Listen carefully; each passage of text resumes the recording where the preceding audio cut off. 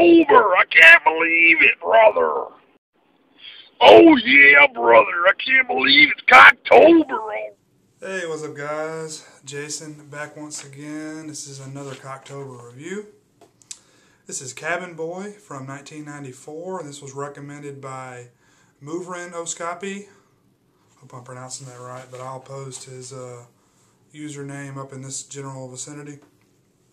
And yeah, this film, it stars Chris Elliott and lots of other great character actors, Rich Brinkley, James Gammon, Brian Doyle Murray, and it is directed by Adam Resnick. And I saw this film back when it was first released on VHS, and I don't know, I hadn't seen it since, and I didn't really like it the first time I watched it, and I'm kind of glad this was recommended because, you know, I wanted to revisit the film, see if I liked it any better, you know, being an adult now.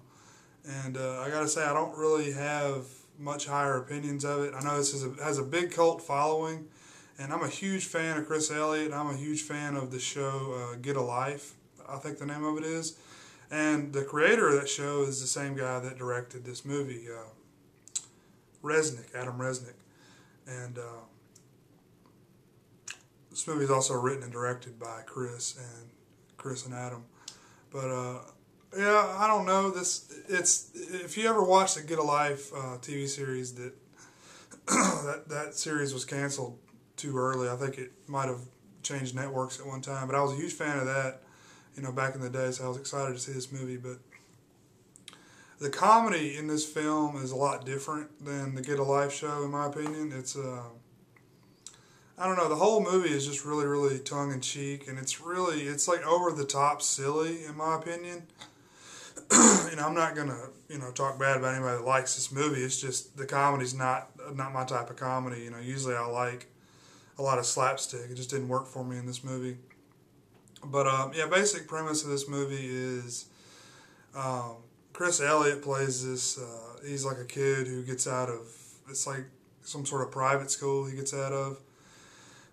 And he's going to visit his dad, and he accidentally gets on this, it's like a fishing ship that he thinks is his dad's yacht. Like, the movie's really weird. Like, you never know what time period you're supposed to be in, because the fishing ship, like, everybody's like dressed, you know, like almost like pirates or something, and you know, the ship looks really old. But I know there's one time, like right when he gets out of the school, that there's a limo, and it's like a modern limousine. So, you know, you're really like transported into a world where, you know, you don't know what time period it is. And that's one, you know, aspect of the film I think is really good. But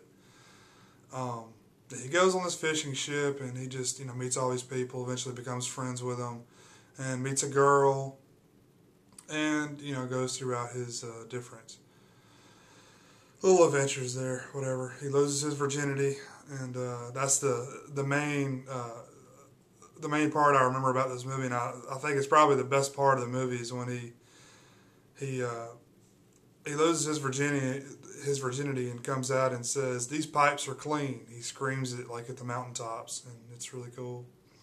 That's probably the best part, in my opinion. But it's got a cameo by David Letterman. Like probably one of the only movies David Letterman's ever been in, but quick cameo, and he's actually not even credited in the movie. I think his credit is like a different name than his, but he's in it. I think the director actually wrote for the Late Show at some point, so that's probably how he knew Letterman to get him on the set. But